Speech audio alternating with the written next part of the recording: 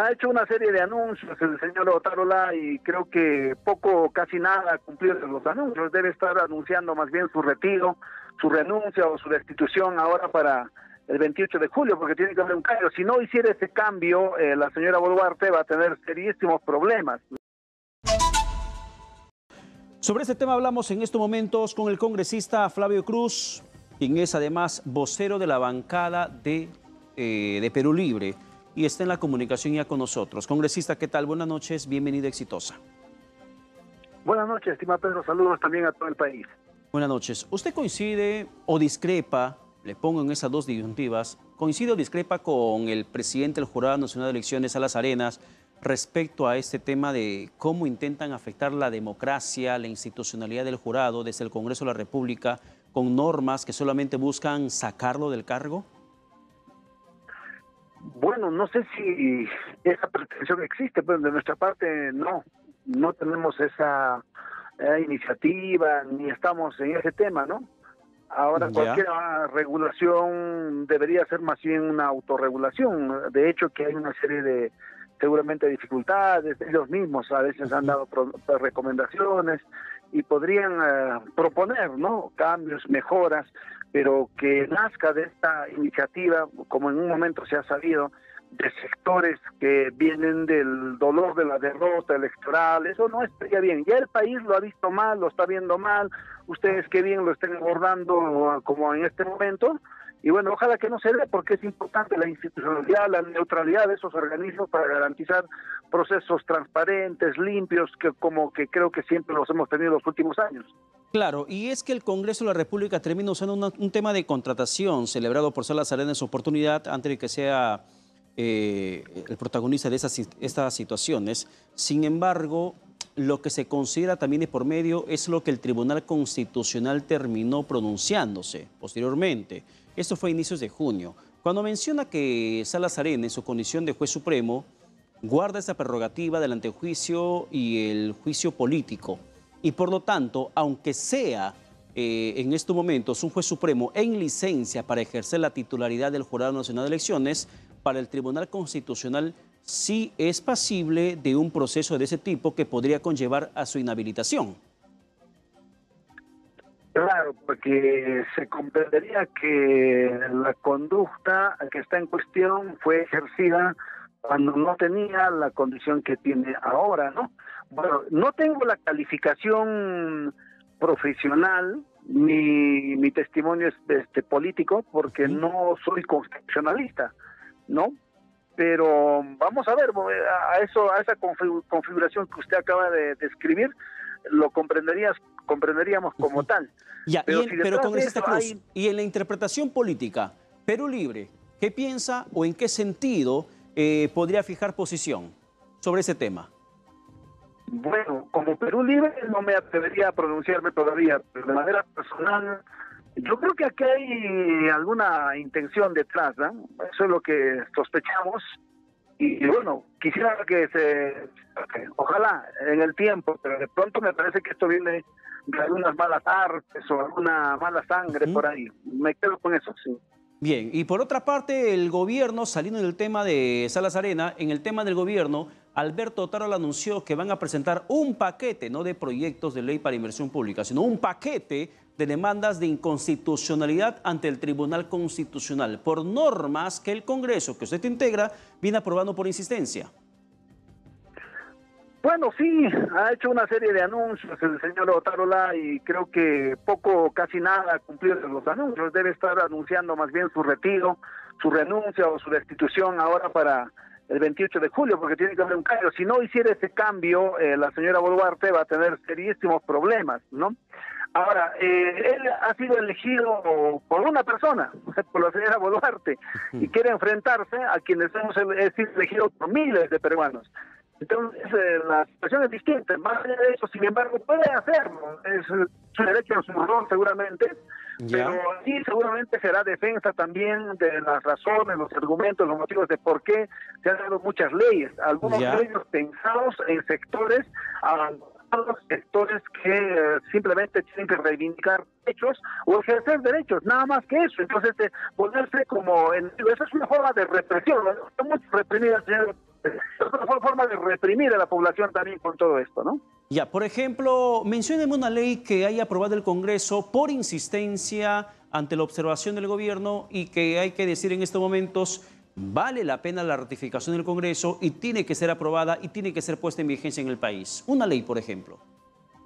A ver, no tengo en este momento si tiene por ahí en su vitrina alguna pueden enviar. Me parece que en nuestra ocasión tenemos algunos. Pero si usted es vocero de un partido político, de una bancada, ¿cómo no va a saber, congresista, cuáles son las leyes que están aprobándose por insistencia? A tener postura sobre uno. Exactamente, porque por ejemplo, le pongo dos. Bueno, nosotros no tenemos ningún paquete, ¿no? Ya, pero le pregunto por normas que el Congreso aprobó por insistencia. Es inaudito que usted, siendo vocero de una bancada, no sepa o no recuerde cuáles son las leyes que aprobaron por insistencia. Pero le ayudo, congresista. El tema del uso de arma no letal para serenos. ¿Esa ley por qué el Congreso aprobó por insistencia? No, es que precisamente por eso que a veces cualquier pronunciamiento, por más periodístico que sea, a veces se utiliza de manera tendenciosa, ¿no? Y nos planchan un titular por ahí. Entonces no quería apuntar a uno y de pronto eso se aprovecha. Espero que no sea así. No, bueno, le estoy una pregunta abierta. Usted sabe que el tema de la inseguridad ciudadana es un tema nacional, ¿no? Entonces, más allá, yo también estuve de acuerdo con que se sacaran varias cosas, como por ejemplo, darle escopetas de perdigones, era un exceso, y todo eso se redujo y razonablemente se llegó al billete y al chaleco, y bueno, eso no tenía nada de malo, pero lo rechazaron, lo observaron y el Congreso se ratificó. Entonces, ¿qué cosas se podría ir y evaluar en el Tribunal Constitucional, ¿no? Si más allá de todo ello se está actuando en la protección, en la defensa de la ciudadanía, ¿no? Ya, pero el argumento, por ejemplo, que tiene el gobierno es que no le compete al sereno el uso de estas armas no letales, como el caso, por ejemplo, de la vara tonfa, que podría ser incluso hasta una herramienta de causar la muerte a alguien, si no están correctamente preparados. Claro, yo creo que hay otros proyectos, incluso pensábamos, nosotros nos ganó el tiempo en esta legislatura, creo que tenemos que pasar por el tema de la profesionalización de los serenos, ¿no? Ya hay que hacerla como una suerte de carrera profesional, técnica al menos, para que quizá haya escuelas donde tengan un plan de estudios, un currículum, un perfil, y ahí tengan una formación, ¿no?, de vida. Y eso ya pues eso nos permitirá pues precisamente otorgarle algunas prerrogativas más, ¿no? Y yo voy por ese lado más bien. Ya, otra decisión del Congreso de la República, que esto fue hace poco. La aprobación por insistencia de la autógrafa de ley que fortalece capacidad fiscalizadora de gobiernos regionales y locales. Explíquenos, por favor, de qué trata. Bueno, así como también a los congresistas se nos ha quitado la inmunidad, y yo que he estado en la Comisión de Ética estos 2 años, cantidad de congresistas que han sido porque van a una municipalidad, porque van a una entidad pública y quieren fiscalizar algo, lo único que hacen los alcaldes, regidores e incluso vecinos terminan denunciando y denunciando. O sea, prácticamente pierdes fuerza y no puedes hacer defensa de los intereses de la ciudadanía, o sea, totalmente debilitado. Lo mismo pasa con los consejeros y con los regidores.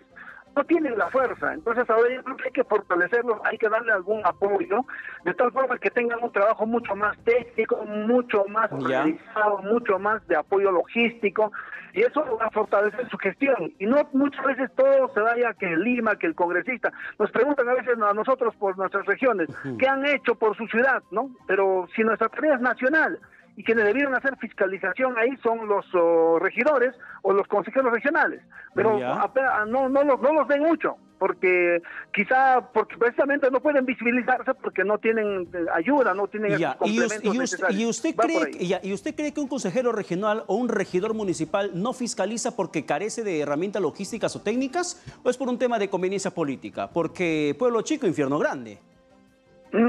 Sí, puede ser, porque finalmente es un vecino más, ¿no? Pero yo creo que necesita fortalecerse, porque en la misma lógica de hace años ya hay un desgaste, ¿no? Lógicamente esto también pasa, porque estos procesos tienen que generar también alguna instrumentalización en los órganos regionales, locales.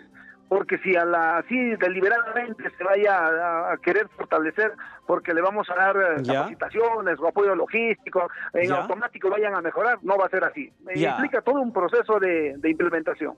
En ese tema dudo muchísimo, ¿eh? Yo conozco muchos regidores que simplemente renuncian a su rol de fiscalizador, de fiscalizar, a consejeros regionales que renuncian a este rol de fiscalización por un tema de conveniencia política, porque siempre hay algo bajo la mesa. Conozco muchísimos. Si no es por un tema de carencia logística, si no es un tema de decisión o capacidad personal o un tema de inmoralidad propia. Sin embargo, en el tema nombramiento automático para docentes, ¿cuál ha sido la justificación para aprobar la insistencia de esta norma? Pese a la oposición del gobierno, porque consideraba que rompía el criterio de meritocracia.